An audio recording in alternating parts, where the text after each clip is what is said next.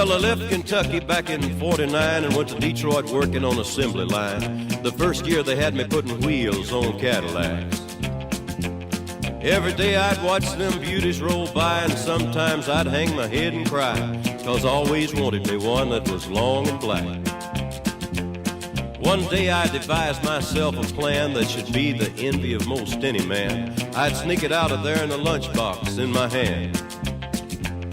Now getting caught meant getting fired, but I figured I'd have it all by the time I retired. I'd have me a car worth at least $100 grand. I'd get it one piece at a time, and it wouldn't cost me a dime. You'd know it's me when I come through your town. I'm gonna ride around in style, I'm gonna drive everybody wild, 'cause I'll have the only one there is around. So the very next day when I punched in with my big lunchbox and with help from my friend, I left that day with a lunchbox full of gears. I've never considered myself a thief, but GM wouldn't miss just one little piece, especially if I strung it out over several years. The first day I got me a fuel pump, and the next day I got me an engine and a trunk. Then I got me a transmission and all the chrome. The little things I could get in my big lunchbox, like nuts and bolts and all four shocks, but the big stuff we snuck out my buddy's mobile home.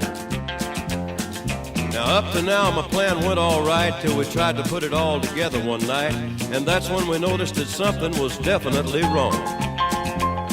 The transmission was a 53 and the motor turned out to be a 73, and when we tried to put in the bolts, all the holes were gone. So we drilled it out so that it would fit, and with a little bit of help from an adapter kit, we had that engine running just like a song. Now the headlights, there was another sight. We had two on the left and one on the right, but when we pulled out the switch, all three of them come on. The back end looked kind of funny too, but we put it together, and when we got through, well, that's when we noticed that we only had one tail fin. About that time, my wife walked out, and I could see in her eyes that she had her doubts, but she opened the door and said, "Honey, take me for a spin."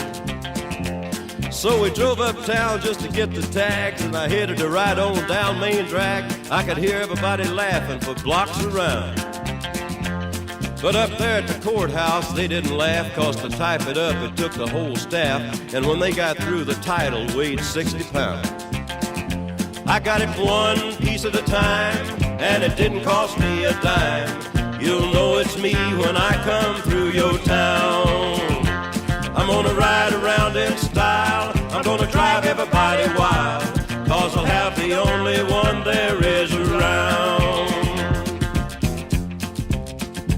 Yeah, Red Ryder, this is the Cottonmouth in the Psycho Billy Cadillac, come on.